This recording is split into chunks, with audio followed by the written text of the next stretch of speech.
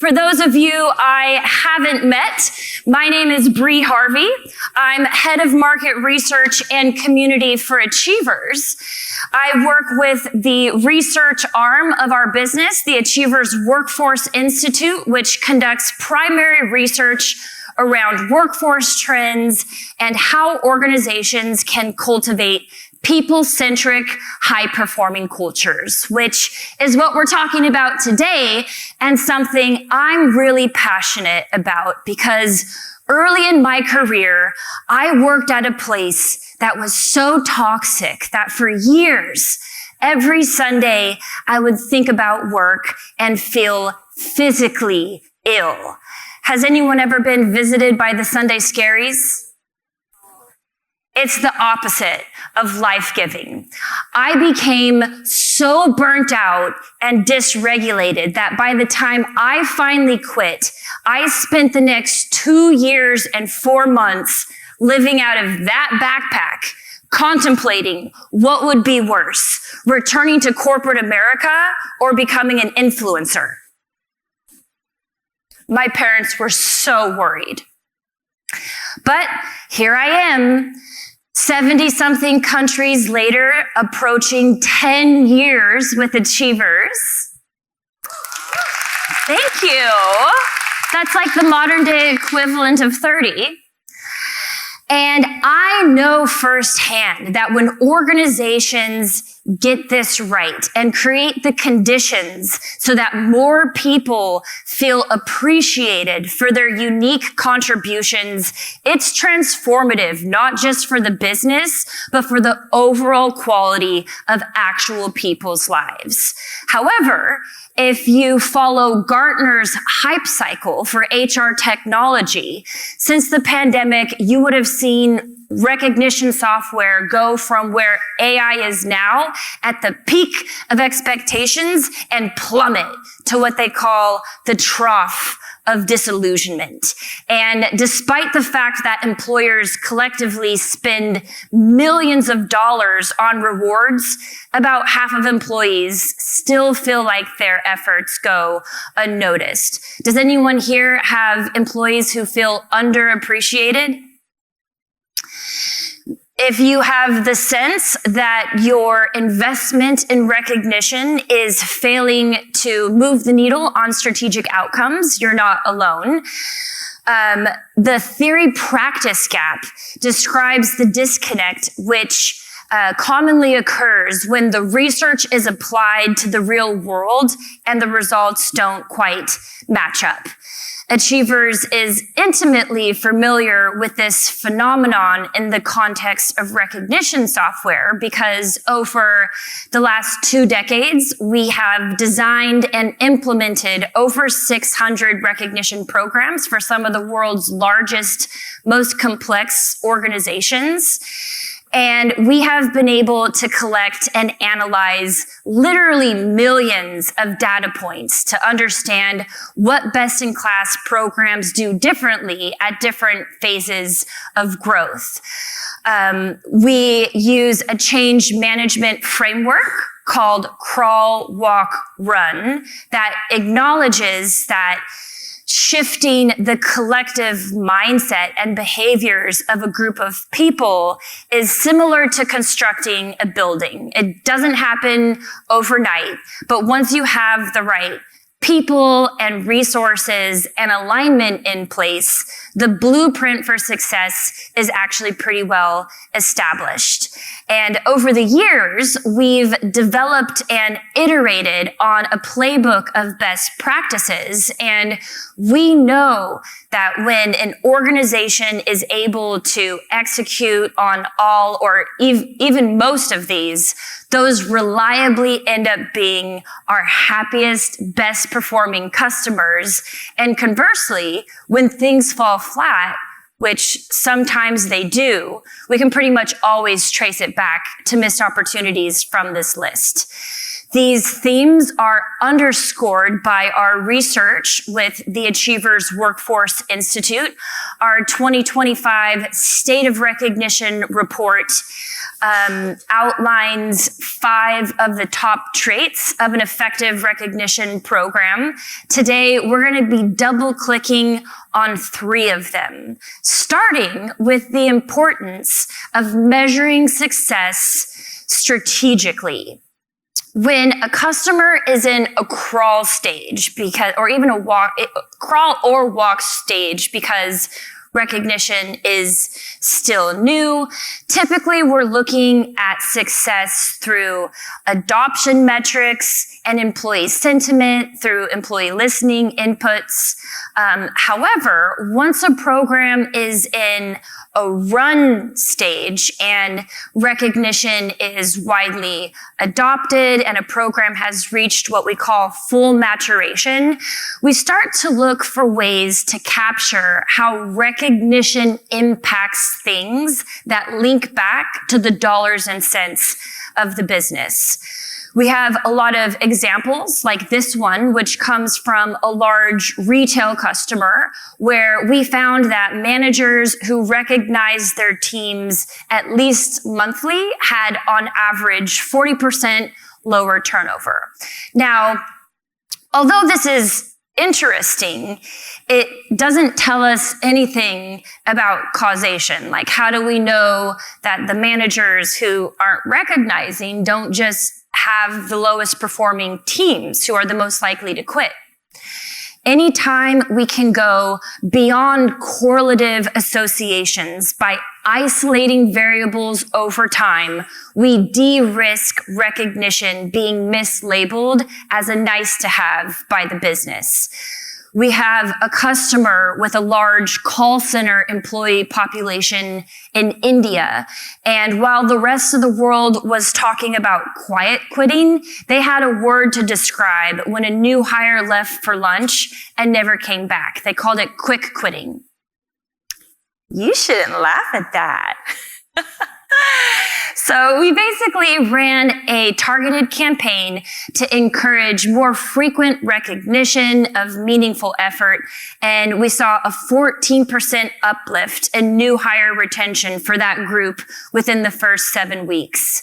One of our most circulated case studies of all time comes from Rogers Communications, where we isolated a segment of their customer care team, and we offered real-time recognition and micro bonuses for 2 things: upselling customers on insurance packages and for receiving high customer service ratings on calls. Is anyone here familiar with Net Promoter Score, NPS?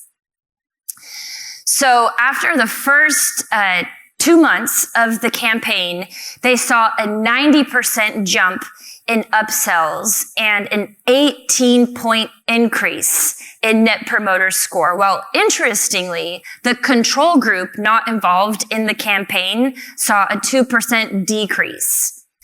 I will say that not all of our customers have the resources and the infrastructure to be able to quantify ROI in terms of performance outcomes, but best-in-class programs continuously look for ways to capture impact in ways that resonate with stakeholders outside of HR.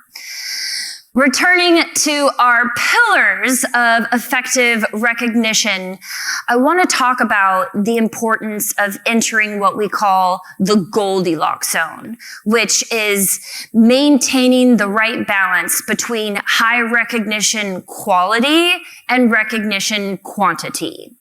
If the people in your business don't know how to recognize effectively, it doesn't matter what tools or technology you have in place. It doesn't matter your budget. You're going to be like a salmon swimming upstream until everyone in your business understands there's a huge and important difference between praise and recognition.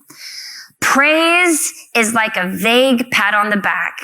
that doesn't leave employees with an understanding of what they did that was good. And no one wants more praise, not even Gen Z. I'm a geriatric millennial. I gotta sneak in my jabs where I can. Recognition, on the other hand, should contain detailed information about exactly what a person did and why that behavior matters to the bigger picture. When employees say they want more feedback, most of the time they mean they want more clarity about whether the work they're doing is correct and matters on some level. Researchers at Harvard found that out of all the things that can boost motivation during a workday, the single most important is having a sense of progress. Recognition shouldn't be reserved for big milestones and outcomes. It should be about noticing meaningful effort and celebrating small wins. Although there are multiple factors that are associated with recognition having maximum impact, specificity is probably the most important for quality. Now I want to turn our attention to the role of recognition quantity. Because unfortunately, recognition is a short-term need that has to be satisfied on an ongoing basis. Dentists everywhere agree, if you ignore your teeth, they'll go away. You would never show up to the gym 3 to 6 times a year and expect bodily transformation. It's the same with your employees and recognition. There is a little variance in what different sources suggest is the magic threshold of enough, but most findings, including our own, show it's somewhere around the monthly mark. So that is the benchmark we want our customers to meet and exceed, averaging at least 1 recognition per employee per month. However, we have a lot of customers who regularly exceed this substantially, Meyer being a great example. The reason they average over 7, almost 8 recognitions per employee per month, despite having 70,000 offline storefront employees, isn't because they have a big rewards budget. It's because they meticulously follow all of our best practices, including acknowledging the reality that leaders and managers can't do it alone. Even before the rise of hybrid and remote work, they had exceedingly low visibility into the actual work being done on the front lines.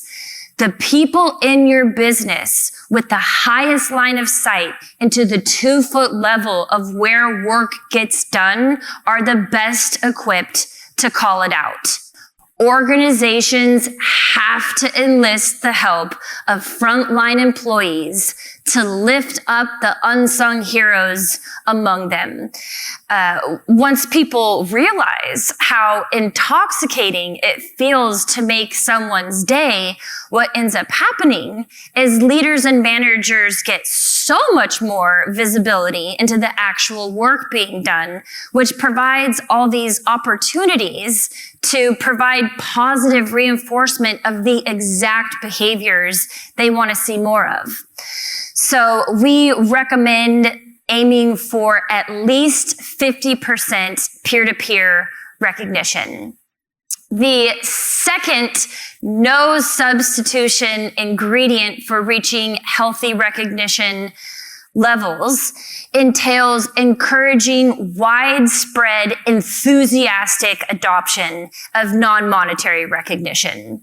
We have a lot of customer examples like this one, which comes from CVS, where we mapped engagement scores to non-monetary recognitions received across their 200,000 employee population. And we found that when employees received just one non-monetary recognition per month, they were 43% more engaged than those who didn't. As long as recognition is quality and people aren't trying to pass off praise as recognition, non-monetary recognition can be an incredibly powerful way to make more people feel seen and valued for their unique contributions at scale. I can say on a personal note, some of the most meaningful exchanges of appreciation I've ever received weren't even recognitions. They were comments like these two that colleagues made on my existing recognitions, which literally brought tears to my eyes. So we recommend aiming for 70% non-monetary recognition. One example that kind of ties some of these concepts together happened to me in 2008 when I received this recognition. And I can still remember exactly where I was sitting in the office when I got it, because it was like being struck by lightning. What made it so memorable wasn't just that it was spectacularly detailed. It was because numerous people I respect and care about took the time to write these heartwarming comments on it. So it was the emotional equivalent of receiving a dozen recognitions at once. It was like a digital love bomb. My dopamine centers were lit. I was like an influencer going viral for the first time. You don't need a big rewards budget to increase the frequency and the intensity of those life-affirming love bombs, but you do need to have that tribal social element. Speaking of budget, the final factor that majorly influences recognition frequency has to do with fostering a healthy culture of rewards. You can think of every organization falling somewhere on a spectrum of having a rewards-centric culture where employees are more expectant of rewards, and then there are more rewards agnostic cultures where rewards are more of the cherry on top instead of the main dish. We have found one of the most effective ways to ensure that rewards inject an element of fun and healthy gamification instead of being a source of distraction or entitlement is by adopting low dollar rewards. I'm talking like $5, $10 per recognition, which I know doesn't sound like much, but going back to my love bomb example, we have a feature in our product called Boost, which allows users to piggyback on existing recognitions by attaching points to it. So in this case, I had 8 people publicly and symbolically endorse the sentiment expressed in the recognition by boosting it.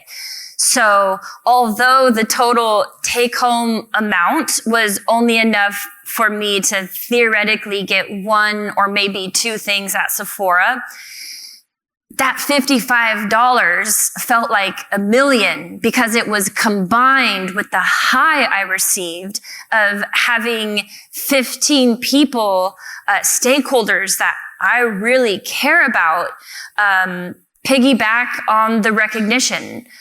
Rewards can serve to amplify the long-term memorability of recognition, but to the brain, the real reward is feeling meaningfully witnessed by the people who have the highest line of sight into our daily triumphs and struggles.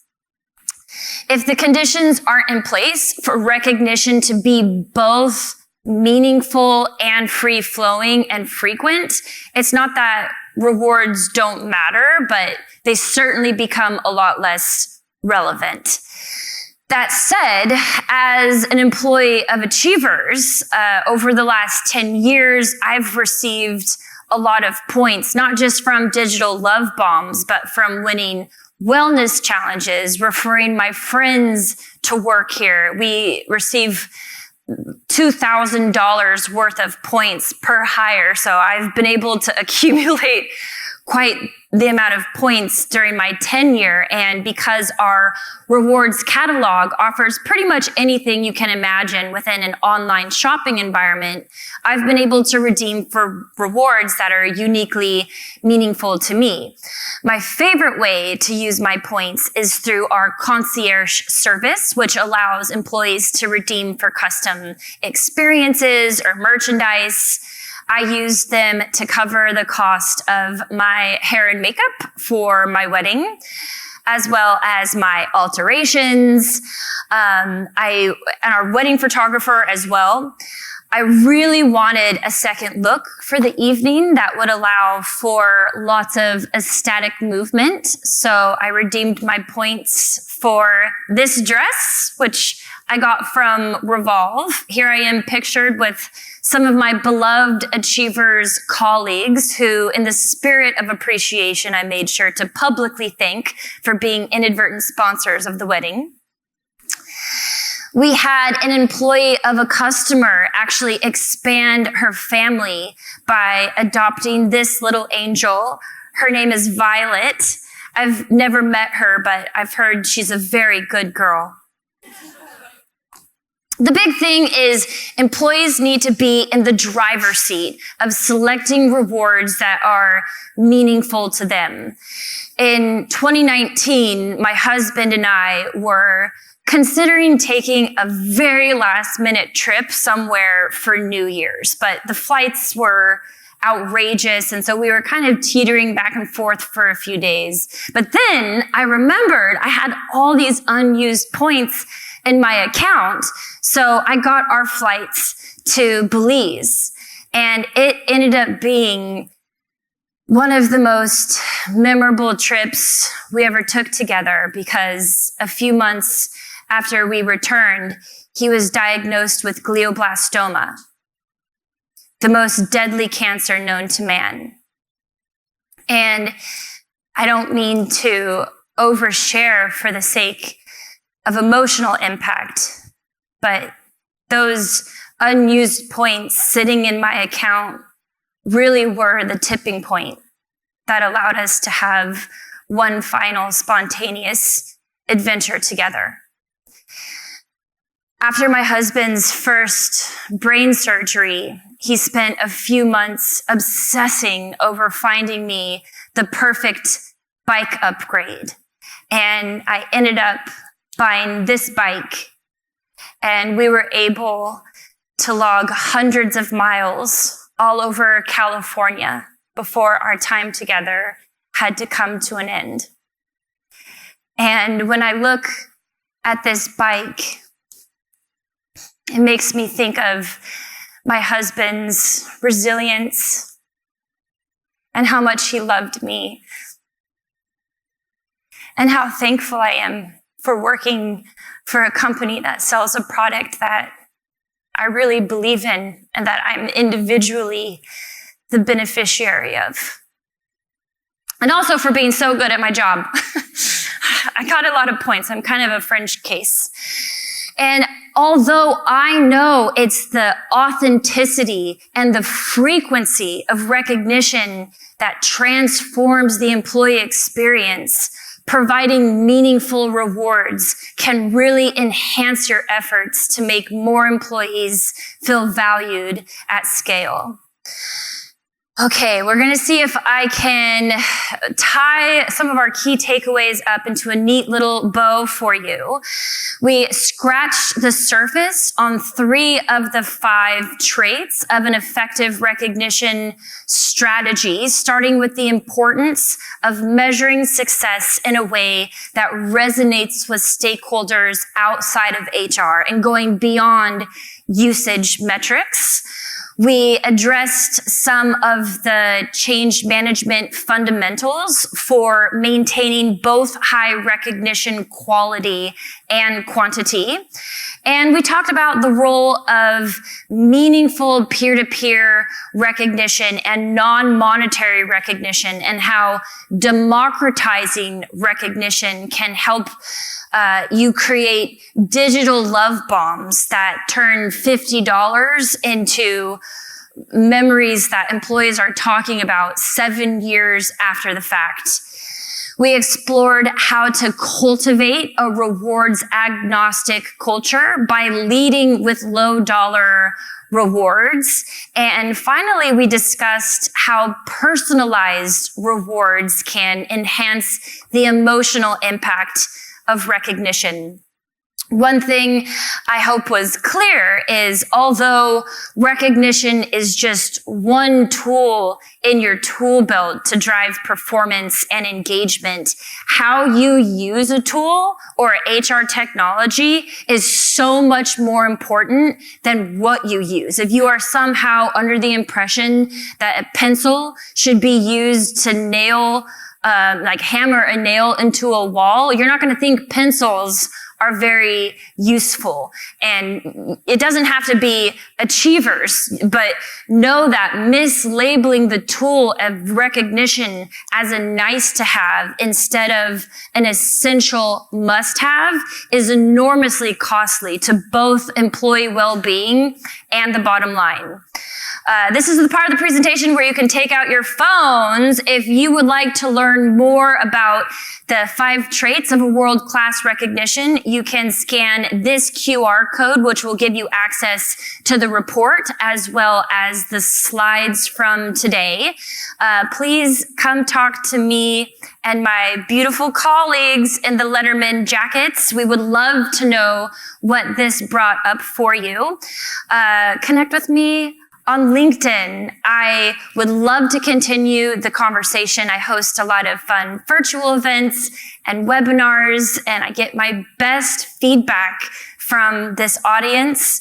And lastly, I want to thank each and every one of you for taking time out of your busy day to think about how you can inject more humanity into the employee experience. So let's hear it for you.